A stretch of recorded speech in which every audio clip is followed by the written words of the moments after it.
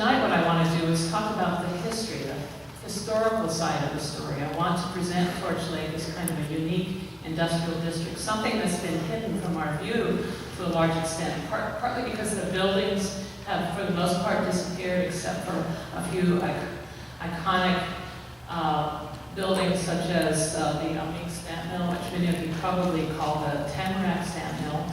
But also, there's a hidden pollution too in this district, something we don't know a lot about. We're all very familiar with stamp sands because they're very visible and poor rock piles and so on, but there's other kinds of issues that are hidden in the Torch Lake district. So what I want to do tonight is uncover this history for you and give you a sense of the different processes that we have seen evolve over the last 100 years in this district, the changes in the processes, the types of copper that were produced, because it wasn't always the same as time moved forward. We found there was much less mining on the hill from the mines and a lot more copper produced from secondary sources, such as scrap material, wire, and cupric oxide. I want to run through this history. A lot of you have lived in this area, and I'm sure you have probably a deeper sense of this history around very specific kinds of experiences,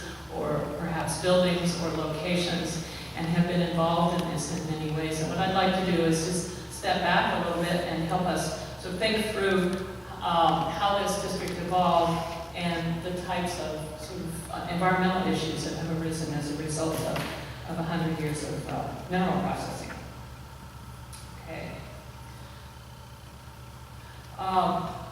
I've got a number of slides here that are historic photos, and we were playing with the lights tonight, so some of them are going to be pale, but I think I've got the best kind of contrast I could come up with given the lighting here. But what you're looking at is a view from the north all the way down Torch Lake. I wanted you to have a sense of the length of this industrial district, starting up in here in Lake Linden with the facilities, the mill and the powerhouse and reclamation facilities in Lake Linden, all the way down through the smelter area, Tamarack, and then you can't see it in this pale slide, but all the way down to Mason, where there was a Quincy reclamation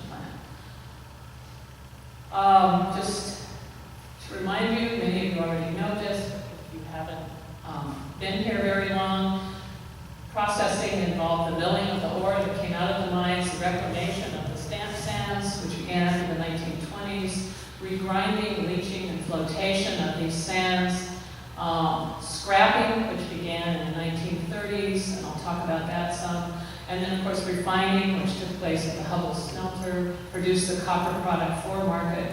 And another thing which many people are not aware of, although there's an important story here, the electrification of the whole facility. Here at Torch Lake, the building of the powerhouse, which also electrified a lot of C&H's, almost all of C&H's industrial facilities by 1940. But we also have 100 years of mine waste. Stamp sands we're all familiar with. I'm going to talk a little bit about fine tailings, the stamp sands that were reprocessed and how they're different and why that's important. Smelter slag, which is a product of smelter, of course, the sludges that come from the leaching plants, the PCBs from power generation, which is a newer thing we've come to learn about here in Lake Linden, but also in Torch Lake, and then the problem of heavy metals, which are also distributed through the environment.